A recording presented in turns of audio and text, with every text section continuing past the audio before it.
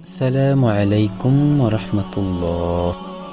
ইসলাম ধর্মের নিয়ম অনুযায়ী জিলহজ মাসের 10 তারিখে পবিত্র ঈদ উল আজহা বা কুরবানির ঈদ উদযাপিত হয়। কুরবানি মহান আল্লাহর পক্ষ থেকে নির্দেশকৃত একটি গুরুত্বপূর্ণ ইবাদত। সামর্থ্যবানরা যদি কুরবানি না করে হাদিসে তার নিন্দা জানানো হয়েছে, তবে কুরবানির আগে তথা জিলহজ মাসের আগে বা শুরুতে কয়েকটি কাজ থেকে বিরত থাকা সুন্নত ও মুস্তাহাব আমল। প্রিয় দর্শক, এর মধ্যে চুল, নখ, বগল, নাভির পশম, গোঁফ ইত্যাদি আগে কেটে নেওয়া উচিত। বিশেষ করে যারা কুরবানি করার সংকল্প করেছেন, তবে নতুন জামা কাপড় পরিধান করা, মেহেদি দেওয়া, সুগন্ধি ব্যবহার করা, স্ত্রী সঙ্গম করা নিষিদ্ধ নয়।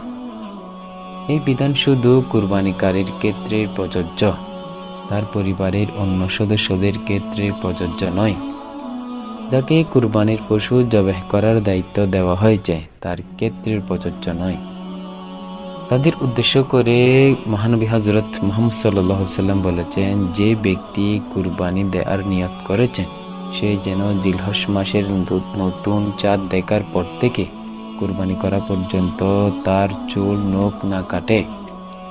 এই সময় যে কাজগুলো করা অত্যন্ত জরুরি: মাথার চুল কাটা কিংবা মাথা নেড়া করা, হাত ও পায়ের নখ কাটা, মুখ চেটে ছোট করে নেওয়া, শরীরের অন্যান্য অযাচিত পশম অর্থাৎ নাভি ও বগলের নিচে কাটা কিংবা পশম বিলুপ্তকারী ওষুধ ব্যবহার করা।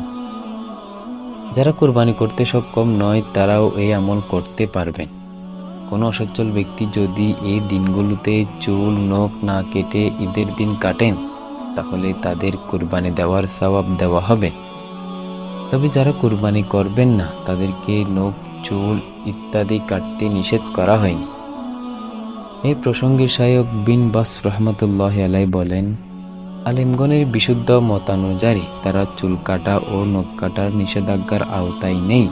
হুকুমটি কুরবানিকারীর জন্য খাস, যিনি তার সম্পদ থেকে কুরবানির পশুটি ক্রয় করেছেন।